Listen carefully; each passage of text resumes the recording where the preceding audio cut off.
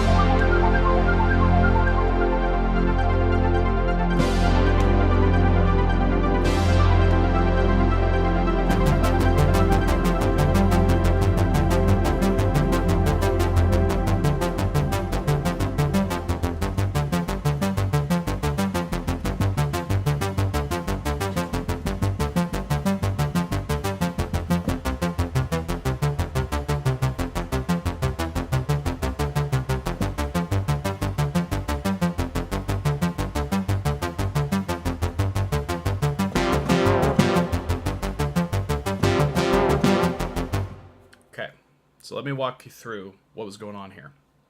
First off, the Nano Pad controls all of the Arp sequences. And I actually got some assistance from Stephen K to make sure that one of the challenges I was having is that it wouldn't always play the Arp sequence in the correct order. So he showed me exactly how to do that, so that's awesome. Slider number 4 is the one that's controlling the volume.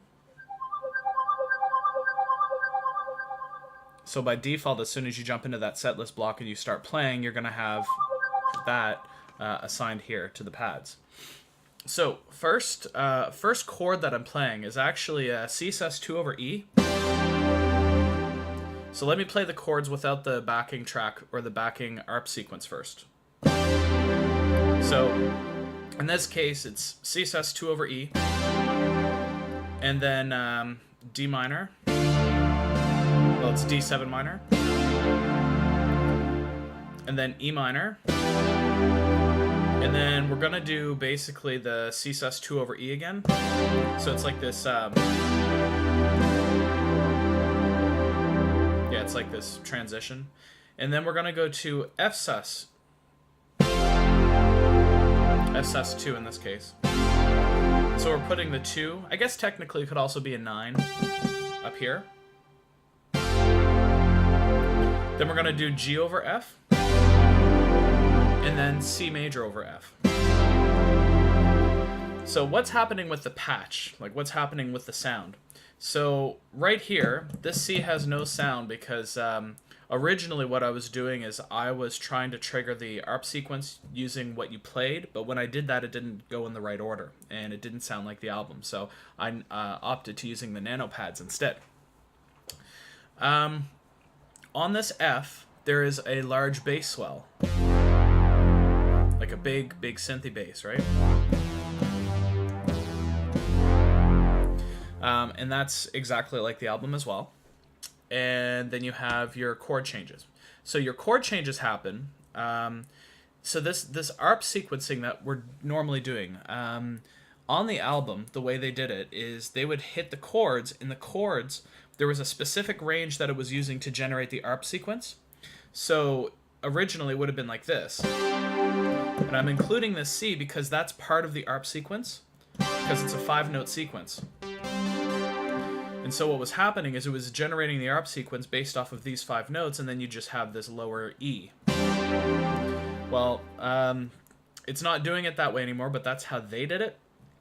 And so that's why those notes are included, but this doesn't make any sound, because when you're playing these bigger chords, you don't want that to muddy up the lower end. So anyway, so we've got the C sus 2 over E, and let me actually put in the sounds here.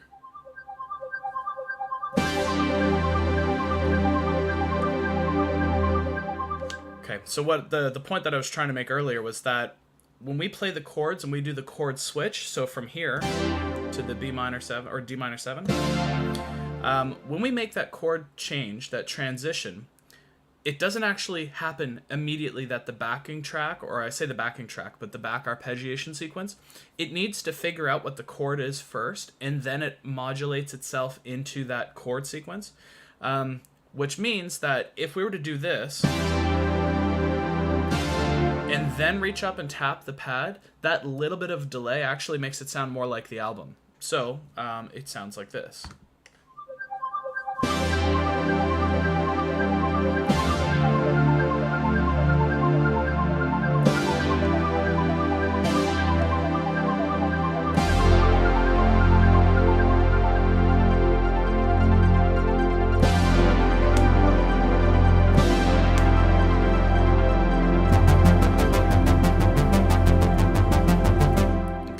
So, couple of things that I was doing in here that you might have noticed. So, I'll do the F sus, or the F9 chord.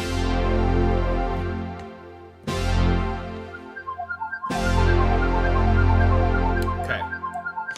On the album, when it gets to that chord, you hear a change, like it's like an added layer that happens on the ARP sequence.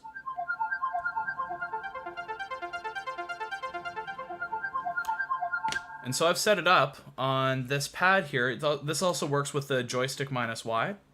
I tend to use this pad just because I can place it where I want and let go, and then go back to what I was doing.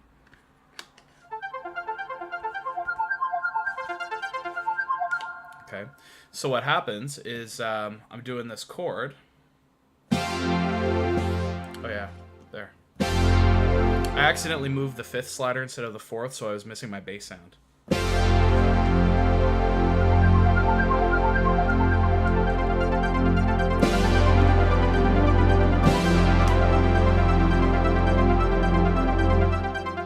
Okay, and at that point, that's when on the right-hand side, basically above F5, is the bass sequence that you play manually.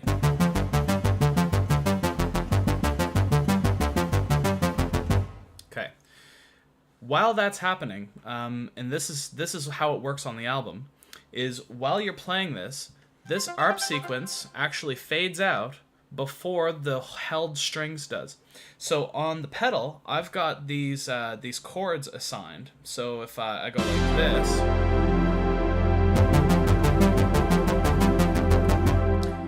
the foot pedal or the sustain pedal doesn't affect the bass sequence in the right-hand side. So that's completely independent. So all together, from that last chord, the C over F, it sounds like this.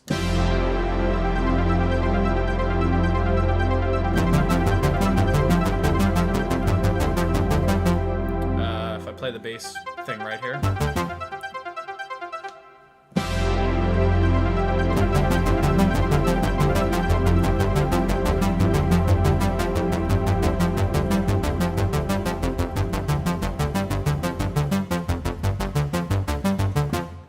So it'll take a little bit of practice to get that really solid, but or at least for me it does.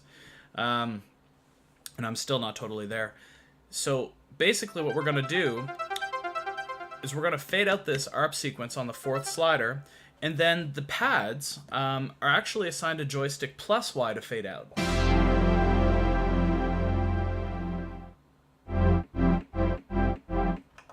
And then SW2, or software switch number 2, locks that joystick position in place. The reason I did it that way is because on the album they don't fade out together. I mean, you could theoretically just assign them both to the same thing, fade them both out at the same time, and I originally had that, but when I started listening to it more closely and I was trying to play it live, like play back to myself so I could hear how it sounded, these didn't fade out at the same time. So, all together, knowing what you know now, with slider number 4 and this fade in and all that kind of stuff, I'm going to walk through it one more time, and I'll do my best to perform it totally cleanly, and hopefully you can see where I'm doing stuff, and then we'll move on to the rest of the song.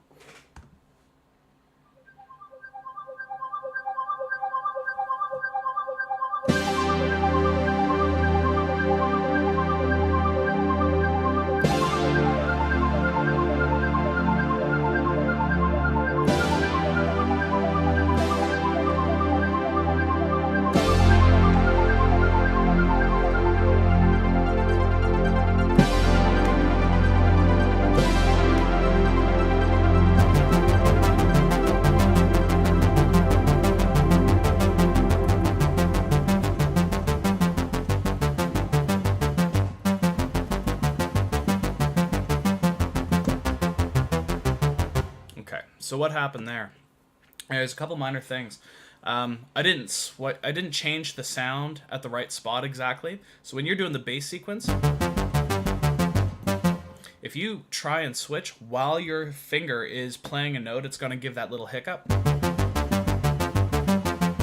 So if you can do it in between notes, and this takes a little bit of practice because it's fairly fast, you can get it so that it transitions without making any sound hiccups.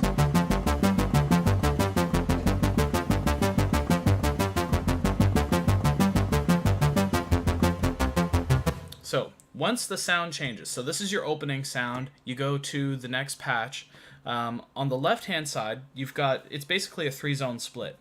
On the left-hand side, you have the G, I guess it's G2 and F2. These are going to be your 2 different bass runs. So there's 2 bass sequences, and they alternate. So when it's in F, it does a different pattern than when it does in G. So you can press and hold G.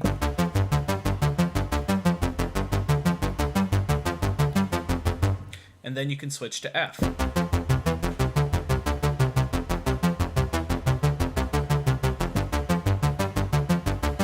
Okay. In the center, you have a DX-style clav sound. And then on the right-hand side, you have the manual bass. The reason for it being there is because when you transition from the opening sound to the first verse patch, or some people will just choose to play it manually. So maybe the band's playing a little bit faster, and the tap tempo won't be right for for these. So maybe if it's just a little bit faster, you can go. Now I haven't practiced it this way, so I actually don't know how to. I haven't learned the coordination to do both at the, that way. But I mean, with practice, you could do that if you wanted to. Yeah. So the next thing is the chorus. So during the chorus, you have these big pads. The bass sequence stops, and you have these pads that happen.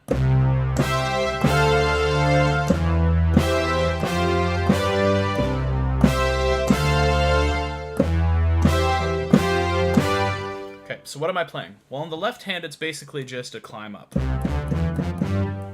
On the right hand, I'm playing C, first inversion. Second inversion, I lie. So it goes C, F, so C, second inversion, F, first inversion.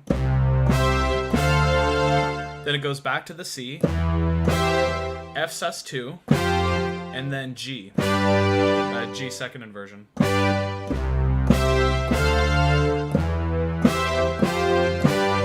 Now, my voicings might actually not be totally correct. I'm pretty sure they are, but if you were to go back and watch them play it live, they might use slightly different voicings for some of the song or for some of the parts. But this will give you something that's really, really close, regardless.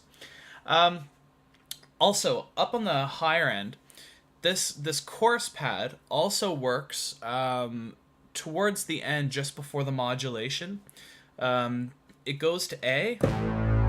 And there's also, I like to call it the Taco Bell sound. The bell is a DX7 based bell, and it sounds like this. So you can kind of hear it's a Taco Bell thing, right? But it's technically the other way around. Taco Bell used a DX7 sound or an FM based bell. So anyway, during that part where it goes, oh, you go, if I play the right notes.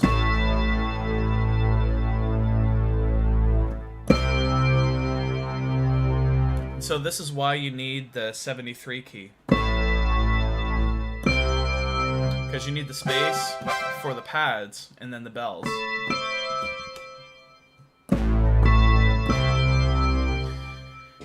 And then it goes back to the verse, you know. So...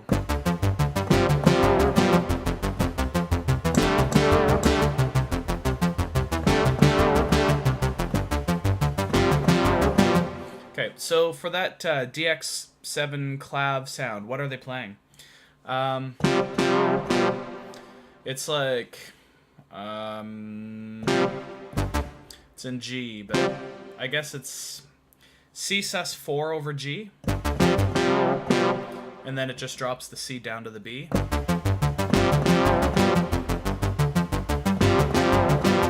And then later, when it's doing the bass run on F, it does G sus2, but in a different inversion. Maybe I'm wrong. Maybe it's a D sus4. Theoretically, I'm not 100% positive. So if you guys know, let me know and why, because I'm not sure if it's one or the other. So.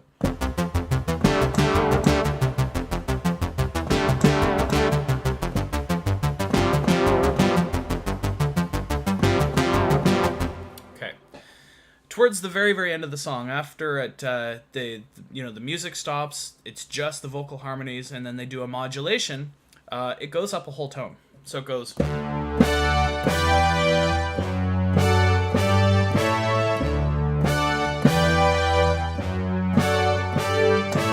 And so it's the exact same idea, just a whole step up. So it's a D second inversion, and then G first. Yeah, D second inversion, then G first inversion. Then it goes D again on the right hand, G sus2, and then A in the second inversion, A major. So all together it sounds like this.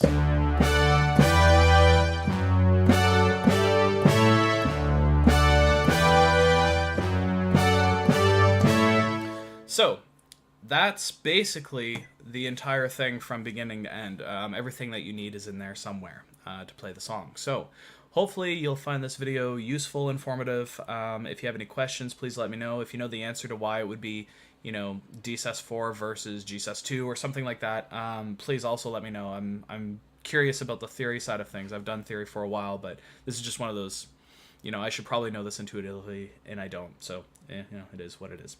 So, otherwise, I'll leave a link down below. You can pick up that sound at adora.ca, and I hope you enjoyed the video. Thanks.